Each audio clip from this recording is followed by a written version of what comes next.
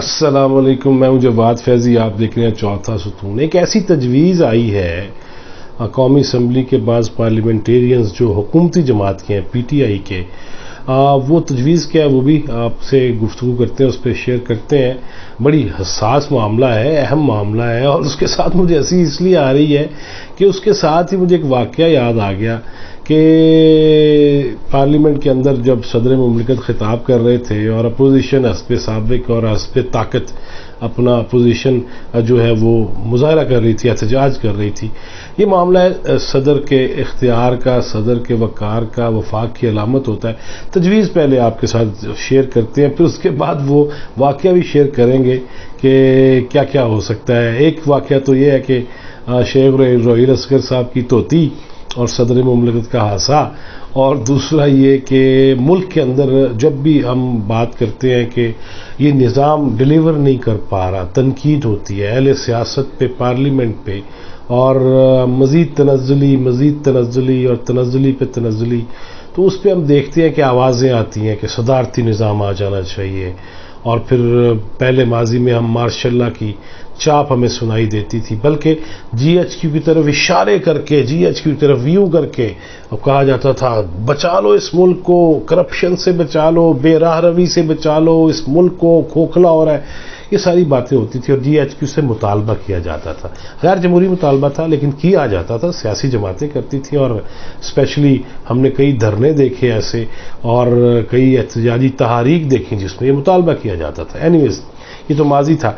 अब जब हम देखते हैं कि हमारे हालात कंट्रोल से बाहर हो रहे हैं, मुआशी तौर पे भी, इदारे भी, कोई इदारा इतना मजबूत नहीं रहा एक इदारे को छोड़ के, तो तजवीज़ PTI के पार्लियामेंटेरियंस, 2 पार्लियामेंटेरियंस की मुझसे मुलाकात जो हुई, मैंने उनसे मुलाकात का शर्फ हासिल किया और गुफ्तगू हो रही थी, तो उसमें ये सामने, और दोनों का ताल्लुक जनूबी पंजाब से है।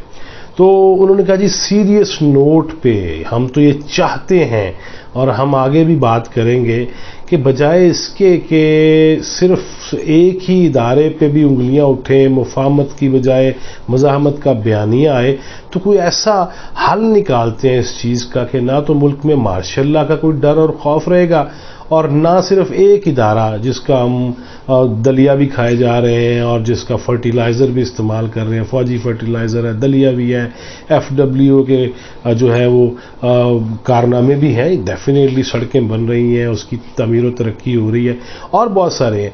तो एक ही इदारा है फ़ौज जो पाकिस्तान के तहफ़्फ़ुज़ की अलामत समझा जाता है, और इसमें कोई शक भी नहीं है, मजबूत तरीन इदारा है, माली तौर पर भी मजबूत है, और उसके जो आला अफसरान हैं वो भी माली तौर पर आपको पता ही है बड़े मजबूत हो जाते हैं।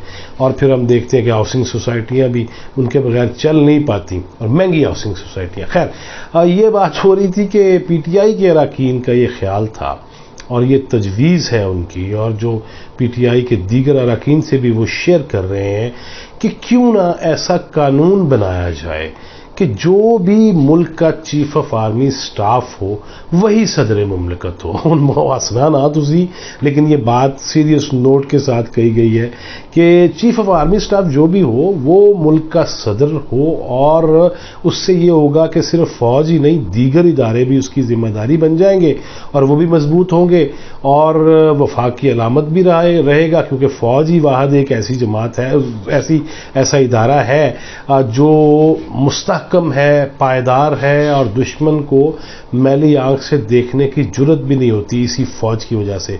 और बैरूनी दुश्मन क्या, अंदरूनी दुश्मन भी थरथराते और डरते हैं, और इसमें कोई शक नहीं है।